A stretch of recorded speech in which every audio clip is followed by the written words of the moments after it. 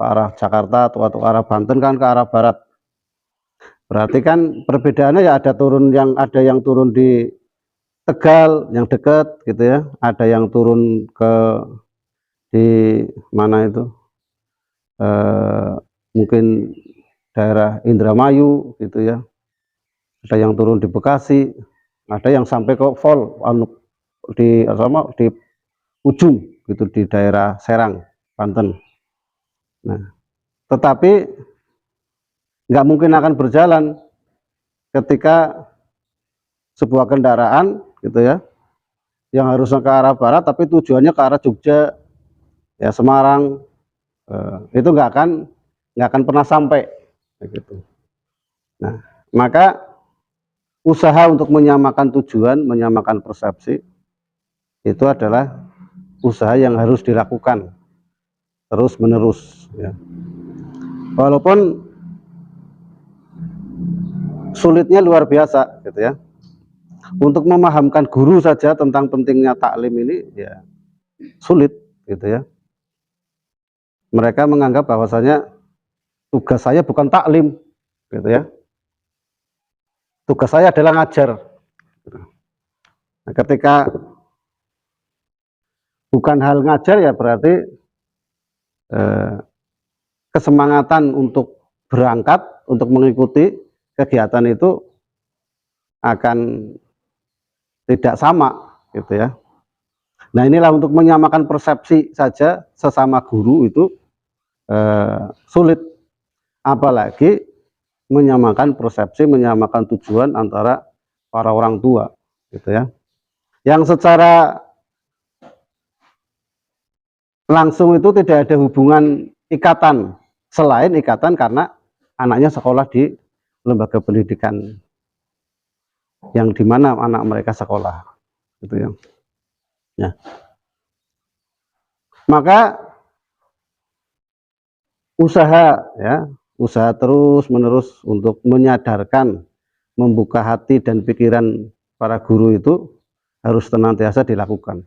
Apalagi kalau tidak ada pembinaan, tidak ada taklim, ya, maka berjalannya sendiri-sendiri, gitu ya, tidak sesuai dengan visi misi ataupun arahan atau sesuatu yang ingin dituju di lembaga tersebut.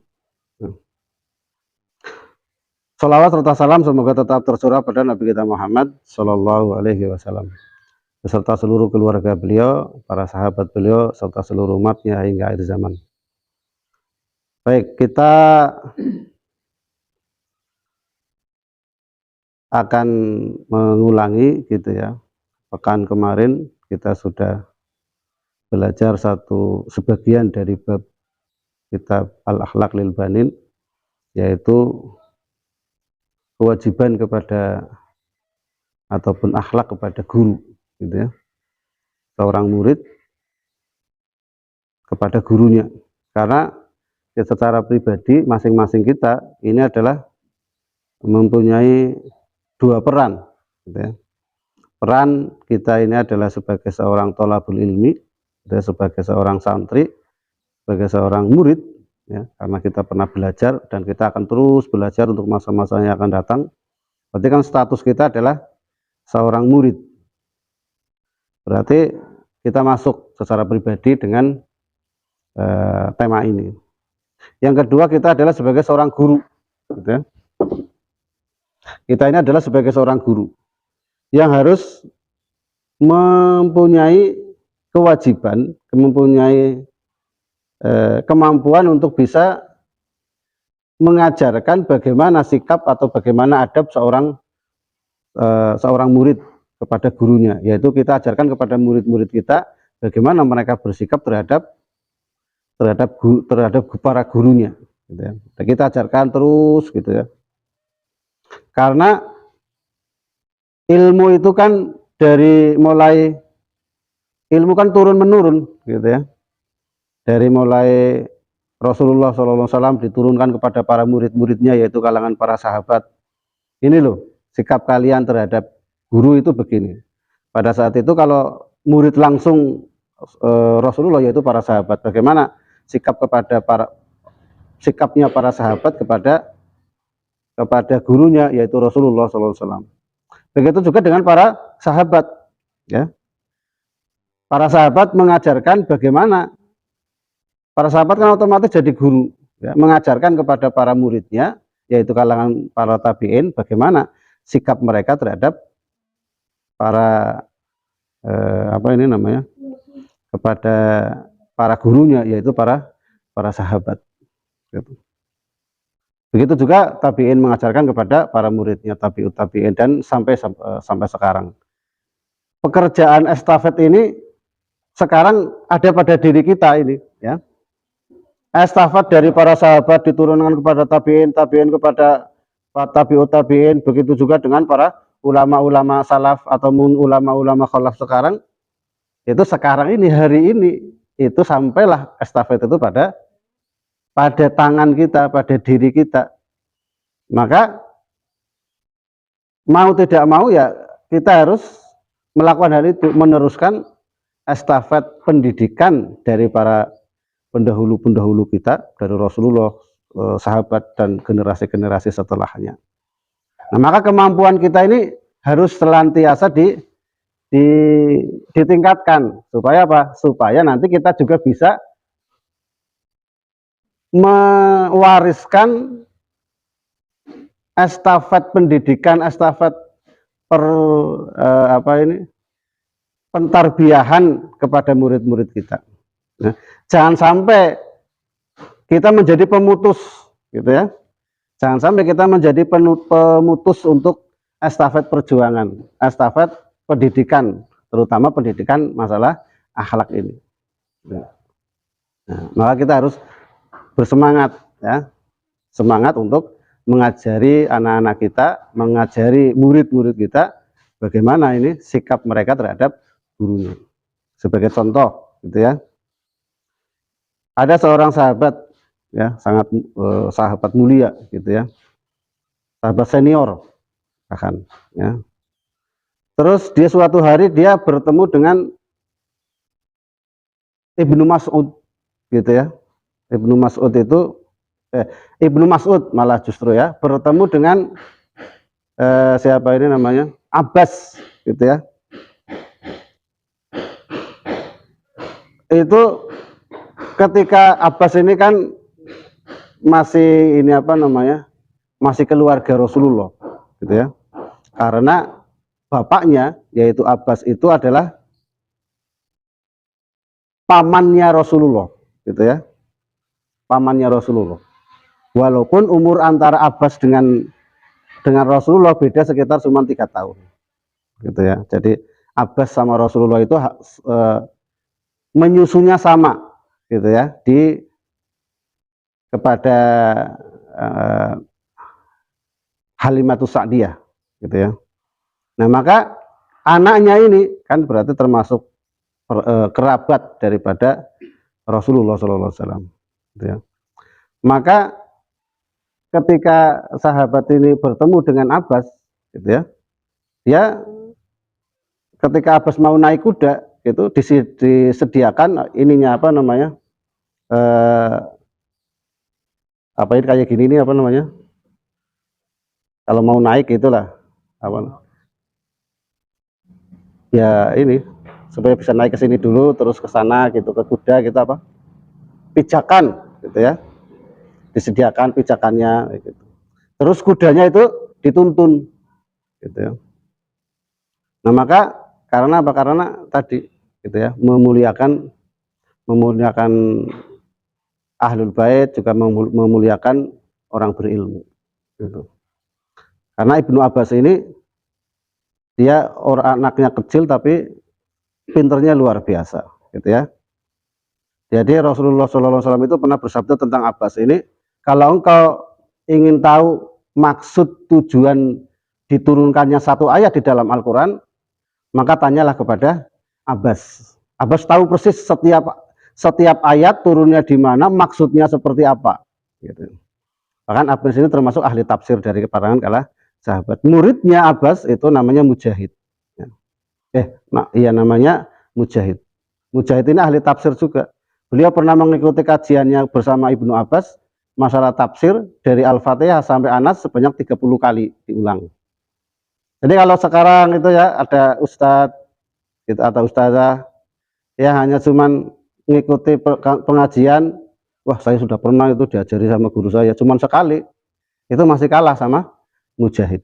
Mujahid itu taklim sama berguru sama Ibnu Abbas, ya Abdullah bin Abbas, ini satu kali materi yaitu tafsir 30 kali. Makanya sangat paham terhadap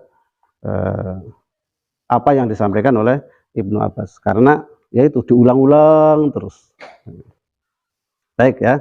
Kemarin sudah kita sampaikan tentang apa? Tentang adab kepada seorang murid kepada gurunya. Kita ketahui bahwasanya, kita sedikit mengulang kemarin ya. Di bab pertama ini kita ini disadarkan oleh kitab ini bahwasanya materi-materi sebelumnya itu kan beradab kepada ayah dan ibu, gitu ya. Disadarkan bahwasanya seorang ibu, seorang ayah itu mereka sangat susah payah ya dalam mendidik seorang anaknya, mendidik anak-anaknya dengan kepayahan yang terus-menerus meningkat, ya tidak jeda, gitu. Mulai dari mengandung sudah susah, mengandung itu pun setiap hari, kalau seorang ibu itu ya setiap hari merasakan kesusahan, beban yang senantiasa meningkat. Yang kedua, ayah juga begitu, kebutuhannya antara bulan pertama dan bulan kedua otomatis lebih banyak bulan kedua. Punya anak satu, punya anak dua, otomatis lebih banyak punya anak dua. Nah, kebutuhannya terhadap kebutuhan keluarga, ya, nafkahnya itu juga semakin meningkat. Nah, maka kita harus menyadari, gitu ya, betapa susah payahnya orang tua kita. Nah, kalau seorang ayah, seorang ibu, gitu ya, yang susah payahnya dalam mendidik anak-anaknya, itu berkaitan dengan mentarbiyah ataupun mendidik, mengurusi jasadnya, fisiknya, ngasih makan, gitu kan, memandikan, menyuapi, itu kan berkaitan dengan fisik.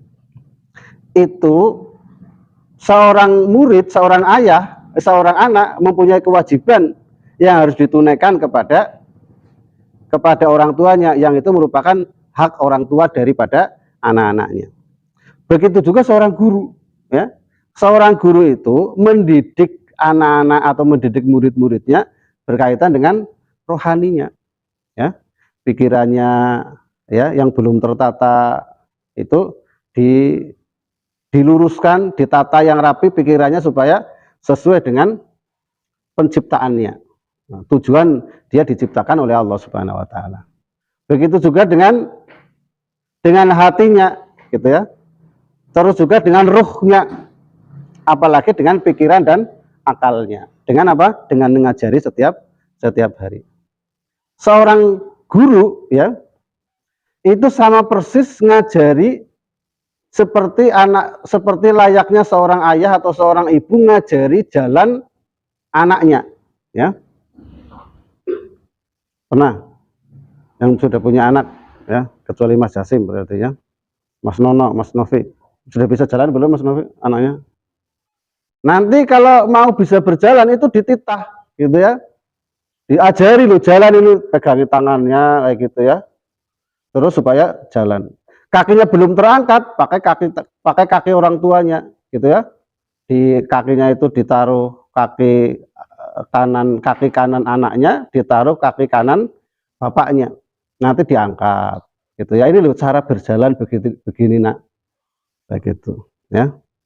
Begitu juga tangan kiri sambil megangi tangan kiri anaknya, terus kaki kiri anaknya itu ditaruh di atas kaki kiri bapaknya atau ibunya, terus diangkat. Begini loh cara berjalan, begitu terus, gitu ya. Kalau sudah diajari bagaimana cara berdiri, terus bagaimana cara berjalan dan sebagainya.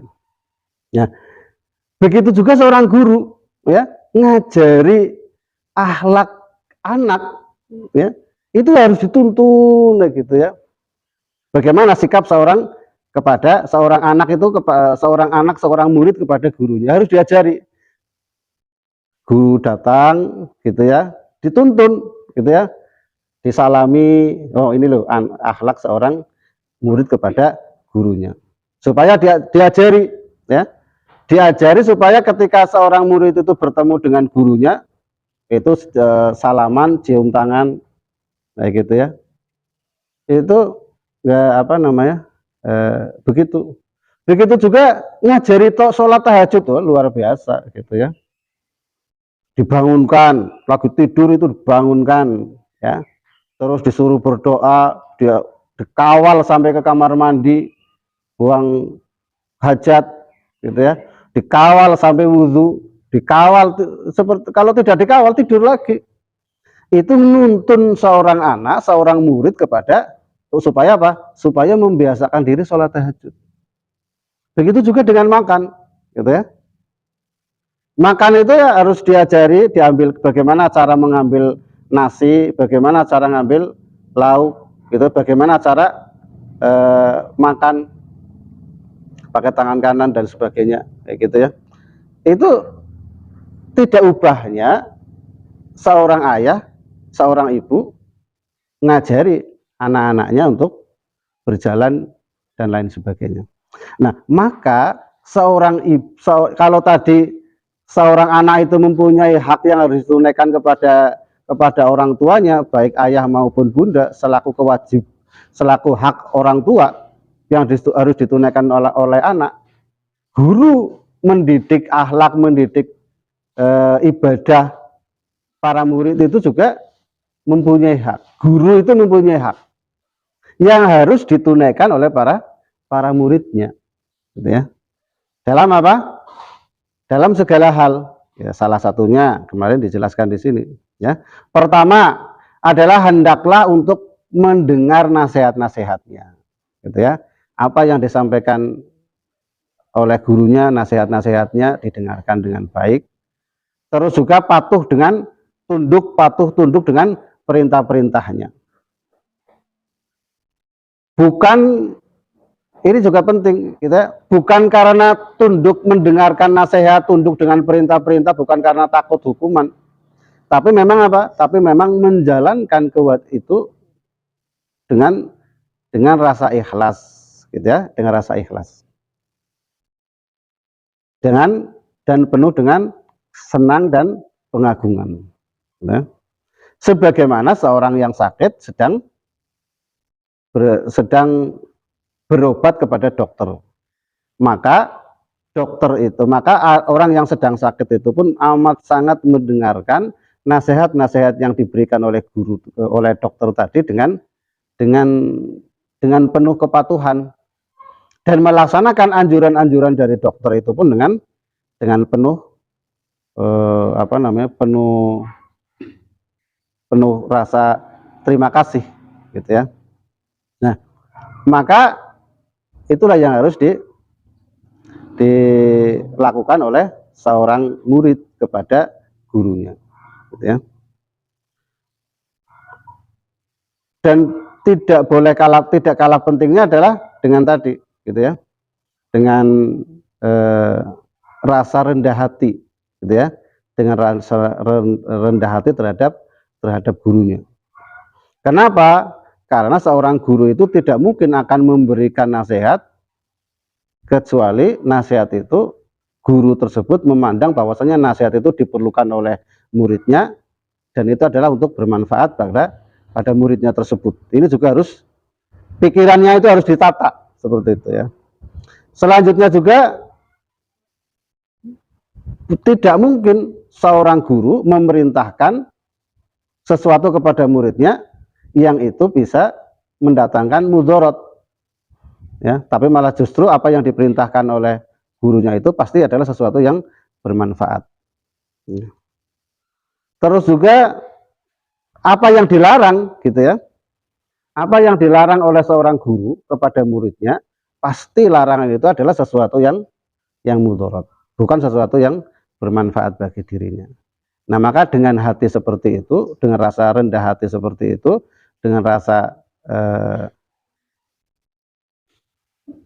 menghilangkan kesombongan yang ada di dalam hatinya tersebut, maka ilmu itu baru akan masuk kepada murid, gitu ya. Jadi tanpa rasa rendah hati dan tanpa menghilangkan rasa kesombongan itu tidak mungkin dia akan mendapatkan ilmu. Kalau toh bisa mendapatkan ilmu atau bisa memahami ilmu, walaupun itu hanya sedikit, bisa dipastikan ilmu tersebut tidak bermanfaat bagi dirinya.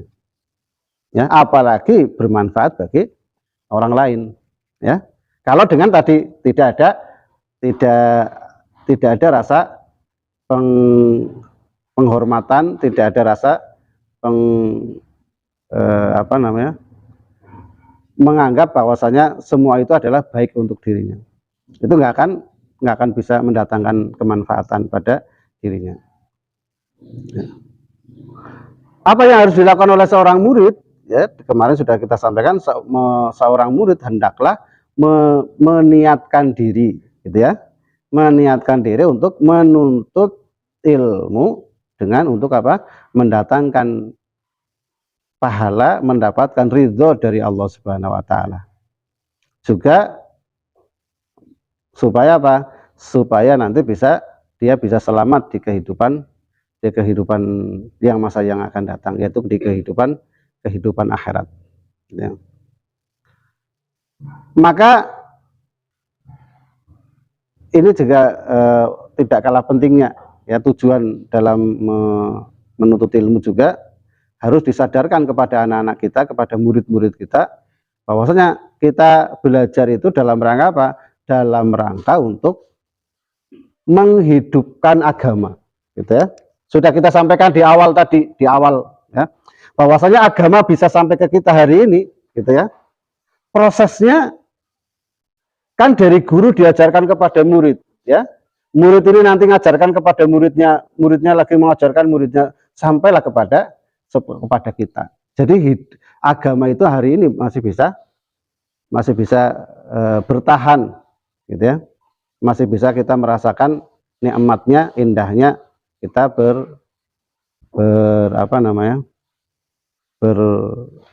beragama ini. Ya. Maka ya, niatan kita untuk belajar itu juga dalam rangka apa? Dalam rangka untuk menghidupkan agama ini. Ya. Supaya apa? Supaya nanti juga kita bisa mewariskan kepada murid-murid kita, murid-murid kita juga bisa mewariskan kepada muridnya lagi. Begitu seterusnya. Nah, kalau niatan ini tidak ada pada diri seorang murid, gitu ya, maka kekhawatiran lenyapnya murid di suatu lenyapnya agama di suatu tempat itu akan terwujud, gitu ya. Nah, maka ini harus niatan yang tidak boleh dihilangkan oleh murid, dan kita berkewajiban untuk menanamkan hal tersebut. Ya. Baik, selanjutnya yang ketiga adalah di antara adab-adab terhadap guru adalah engkau berdiri menyambutnya jika guru datang sedangkan kamu sedang duduk, ya. Dalam rangka apa? Dalam rangka untuk menghormati dan mengagungkannya. Ya. Dan seorang murid itu tidak duduk kecuali sudah mendapatkan izin dari dari gurunya, gitu. Ya.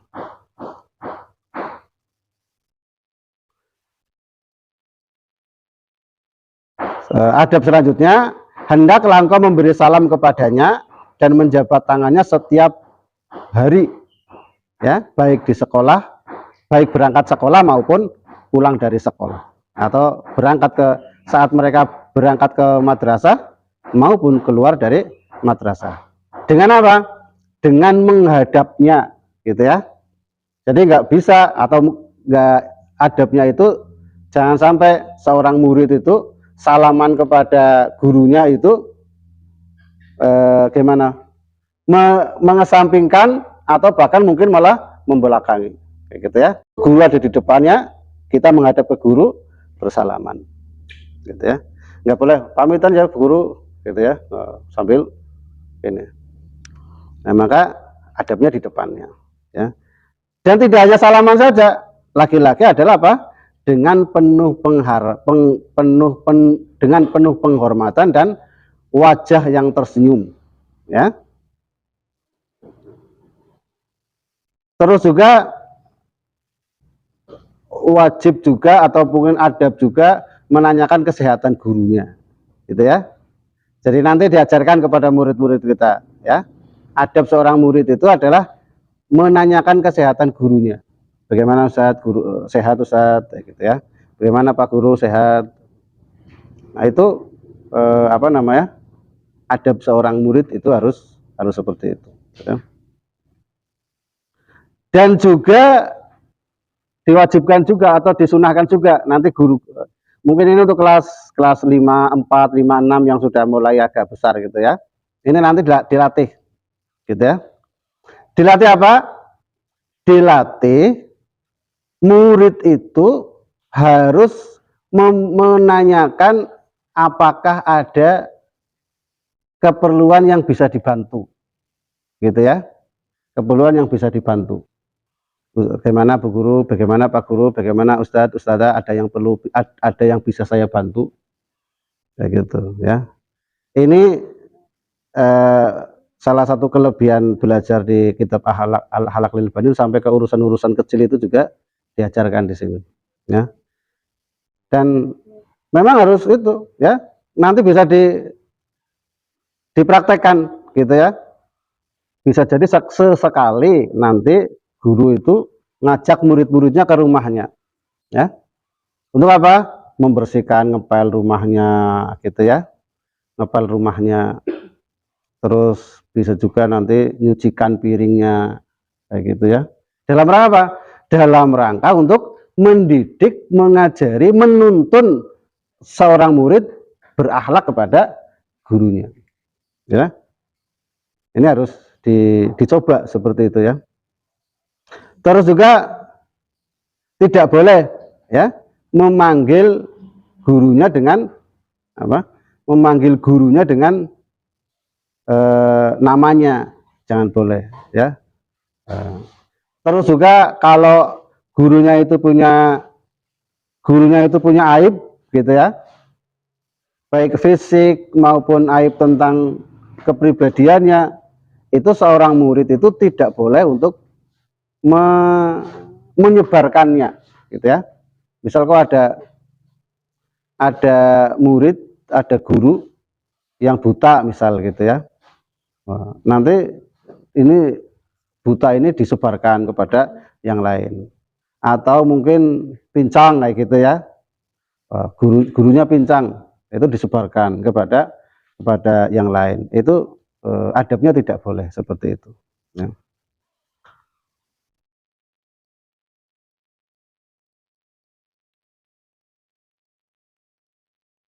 Yang selanjutnya adalah janganlah malu, ya. Jangan malu untuk menegaskan yang sebenarnya jika ia bertanya kepadamu tentang pemahaman suatu masalah yang mana kamu tidak memahaminya, agar supaya engkau mengatakan yang sebenarnya sehingga engkau tidak berdosa karena berbohong dan tidak kehilangan pemahaman masalah tersebut.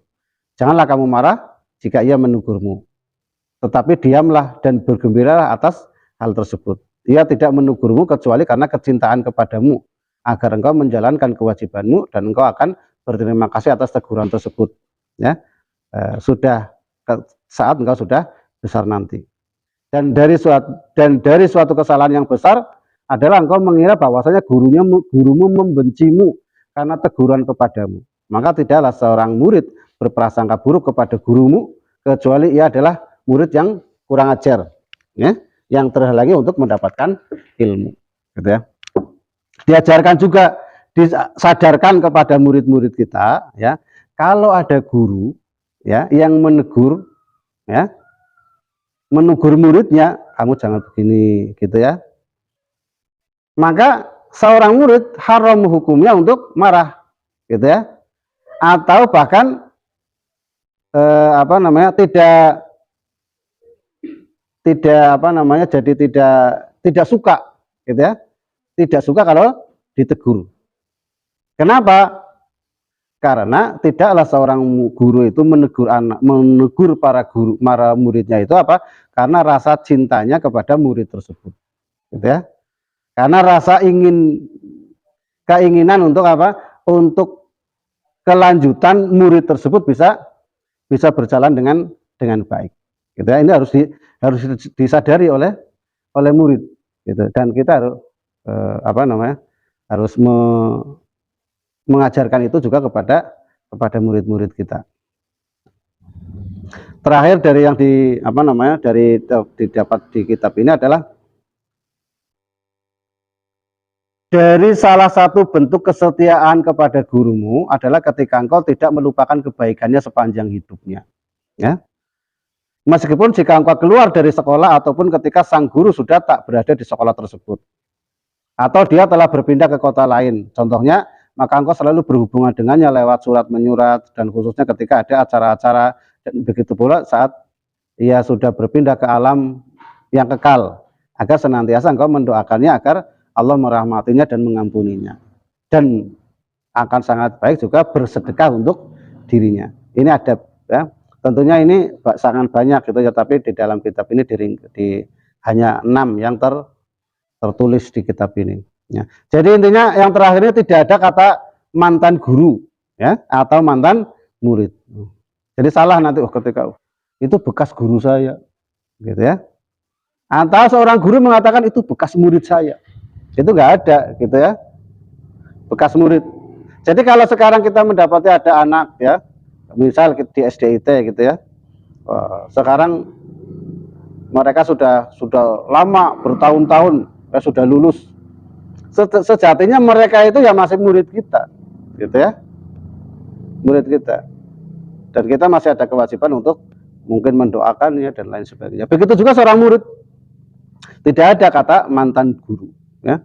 Kita sudah selesai pernah sekolah di suatu sekolah atau pernah di madrasah, keluar dari situ 20 tahun-tahun, ya, itu mantan guru saya, begitu. Nah, itu tidak ada. Tapi guru itu adalah akan terus berjalan, ya, akan berlangsung terus. Status guru itu akan abadi, ya, akan abadi. Hatta guru itu sudah meninggal, bahkan kita diperintahkan juga untuk bersedekah untuk atas nama gurunya. Ya, sekali-kali punya uang 10.000, ya, sedekahkan kepada anak yatim atau masukkan ke kotak infak. Ini sedekah untuk guru saya si fulan atau si fulana, ya. Itu mungkin sedikit dari taklim kita pada pagi hari ini.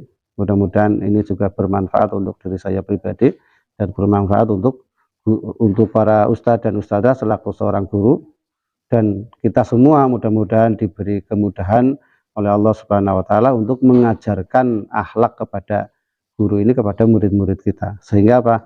Sehingga nanti ilmu ini bisa terus berjalan. Jadi karena apa?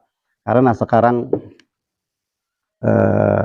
karena kurikulum yang di negara kita adalah kurikulum sekuler, ya, maka masalah-masalah adab ini tidak masuk, ya.